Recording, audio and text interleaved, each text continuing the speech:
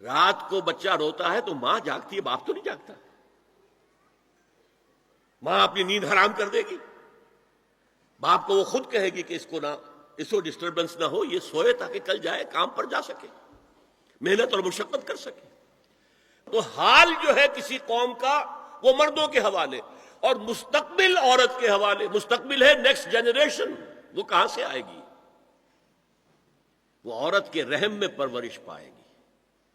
یہ مستقبل ہے آپ کا، یہ عورت کی گود میں پرورش پائے گی۔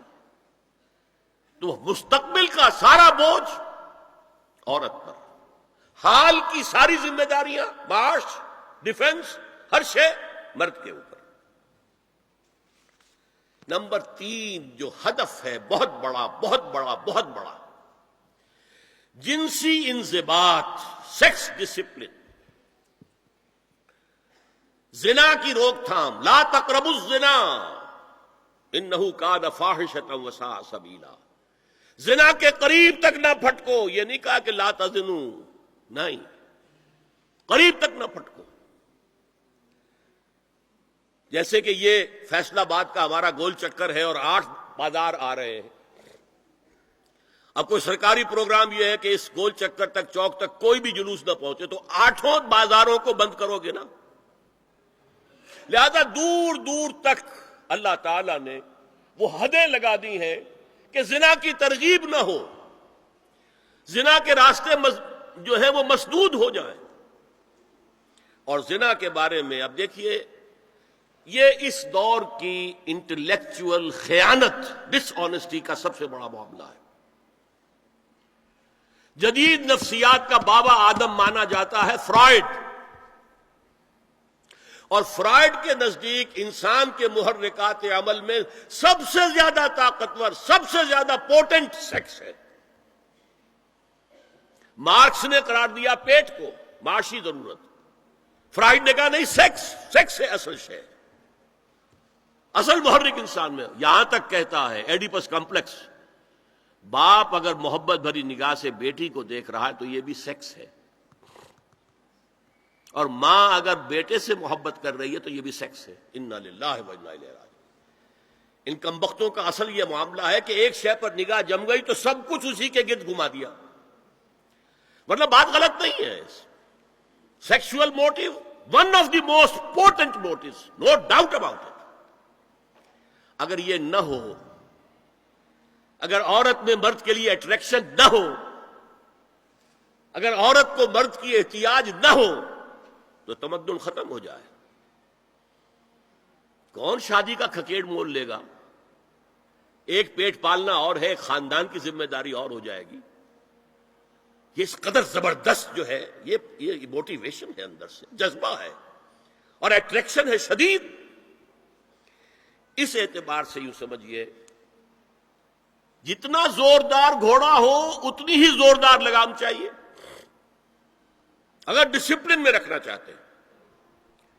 لہذا اس سیکس کو ڈسپلن میں لانے کے لیے کہ قانونی تعلق ہو ایک مرد اور عورت کے درمیان، ازدواج ہو، شادی ہو جائے، یا دوسرا راستہ وہ بھی تھا جو آج کل نہیں رہا، باندھی ہو کسی کی، مل کے یمین ہو، ان کے اندر سیکشول انٹرکورس جو ہے وہ ہو اور اس سے باہر نگاہ بھی نہ جائے۔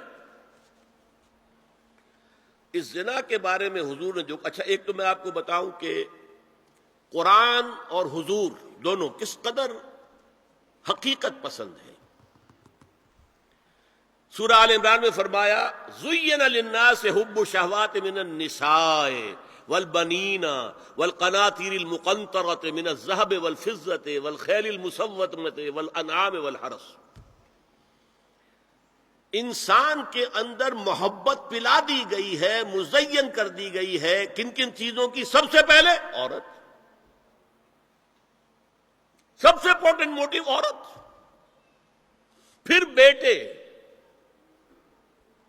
پھر ڈھیروں مال، سونا چاندی، اعلیٰ گھوڑے، نشان زدہ، اور مال مویشی اور کھیتی، لیکن سب سے پہلے عورت۔ زُيِّنَ لِلنَّاسِ حُبُّ الشَّهَوَاتِ مِنَ النِّسَاءِ وَالْبَنِينَ وَالْقَنَاطِيرِ الْمُقَنطَرَةِ مِنَ الذَّهَبِ وَالْفِضَّةِ وَالْخَيْلِ الْمُسَوَّمَةِ وَالْأَنْعَامِ وَالْحَرْثِ۔ اسی طرح دیکھیے حضور صلی اللہ علیہ وسلم فرماتے ہیں، یہ مسند احمد میں بھی حدیث ہے اور حاکم اور بیہقی نے بھی، عن انس ابن مالک رضی اللہ تعالی عنہ قال قال رسول اللہ صلی اللہ علیہ وسلم حبب الی النساء والطیب وجعلت قرۃ عینی فی الصلاۃ، اس تمہاری دنیا میں سے مجھے 3 چیزیں محبوب کر دی گئی ہیں۔ حبب الی، نمبر 1 نساء، کوئی جھجک کی ہے آپ نے بیان کرنے میں؟ ہم شاید یہ جملہ کہتے ہوئے جھجکیں گے، اللہ کے رسول نہیں، حقیقت ہے، اس کا اعتراف کرو، بہت مضبوط موٹیو ہے، اس میں کوئی شک نہیں، کوئی شک نہیں، کوئی شک نہیں۔ حبب الی النساء والطیب، خوشبو، وجعلت قرۃ عینی فی الصلاۃ، اور میرے آنکھوں کی ٹھنڈک نماز میں ہے۔ اسی طرح خود قرآن میں سورہ احزاب میں جب حضور سے کہا گیا کہ اب بس جتنی شادیاں ہو چکی تھیں آپ نے کر لی ہیں، اب آئندہ نہ کیجیے، وہاں بھی صاف الفاظ آئے ہیں، اللہ کو بھی واللہ لا یستحیی من الحق، اللہ کو حق بات کہنے میں کوئی حیا یا کوئی جھجک نہیں ہے۔ وَلَوْ أَعْجَبَكَ حُسْنُهُنَّ، اے نبی چاہے عورتوں کا حسن جو ہے وہ آپ کو بھلا لگے، لیکن اب آئندہ شادی نہیں۔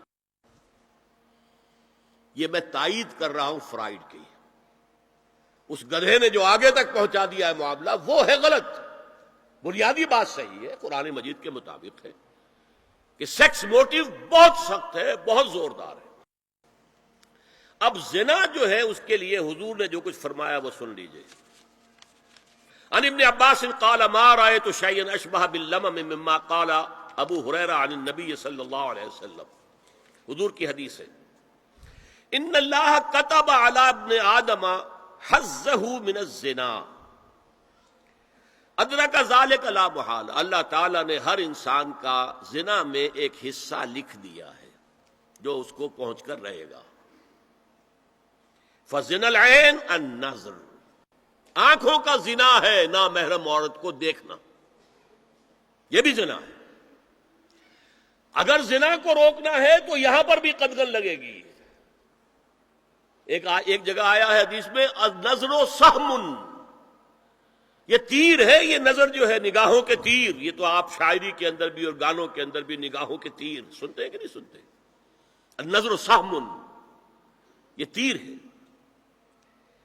وزن اللسان النطق یا منطق، زبان کا زنا ہے کسی عورت سے گفتگو کر کے چٹخارے لینا۔ عورت کی آواز میں بھی ایک لوچ ہے، حسن ہے، اللہ تعالیٰ نے اسے سراپا ایسا بنایا ہے کہ مرد کے لیے اس کی ہر شے کے اندر اٹریکشن ہے، اس کی آواز میں اٹریکشن ہے۔ والنفس تمنا و تشتہی، اور باقی رہ گیا نفس، وہ تمنا کرتا ہے کہ اب میں اس سے آگے بھی بڑھوں اور زنا بھی کر لوں، والفرج یصدق ذلک کلہ اور یکذب، لیکن یہ ہو بھی سکتا ہے نہیں بھی ہوتا، لیکن یہ زنا تو کر چکا نا، کان کا زنا اس نے کر لیا، آنکھ کا زنا اس نے کر لیا، زبان کا زنا اس نے کر لیا، ایک تو زنا کی تعریف میں لائے۔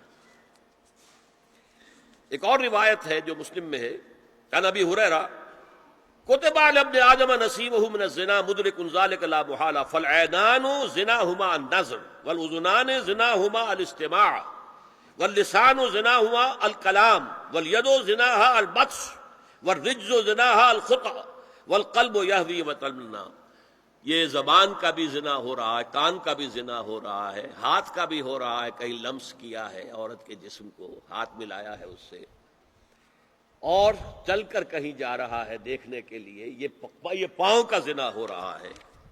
یہ ہے زنا کی شکلیں جو محمد الرسول اللہ صلی اللہ علیہ وسلم نے بیان کی ہے۔ تو زنا کا روک تھام، زنا کی جو ہمارے معاشرتی اہداف کے اندر بہت اہم ہے، بہت اہم ہے، بہت اہم، ورنہ معاشرہ ٹوٹ پھوٹ کا شکار ہو جائے گا۔ میاں بیوی میں اعتماد نہیں ہے، بے اعتمادی کی فضا میں اولاد جو پلے گی اس کی منفی نفسیات ہوں گی، کبھی مثبت نفسیات نہیں ہو سکتی۔ والدین میں محبت ہے، آپس میں اعتماد ہے، ایک دوسرے پر اعتماد ہے، ایک دوسرے کا لحاظ ہے، ایک دوسرے کی دلجوئی ہے، ایک دوسرے کی مدد ہے۔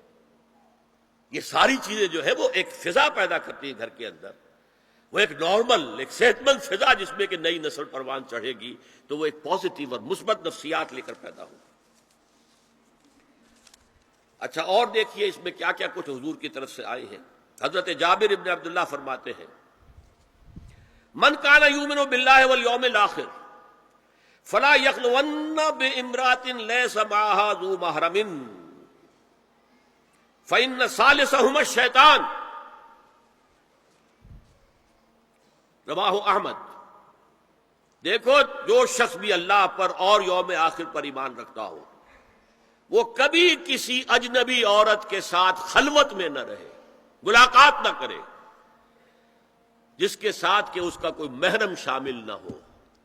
کوئی عورت آئی ہے آپ سے مسئلہ پوچھنے کے لیے، اس کا باپ، اس کا بیٹا، اس کا بھائی، اس کا شوہر ساتھ ہونا چاہیے، اکیلے نہیں، اس لیے کہ ثالثہما الشیطان۔ جہاں یہ ایک مرد اور ایک عورت جو ایک دوسرے کے لیے نامحرم ہے، جب ملیں گے تیسرا وہاں شیطان موجود ہے۔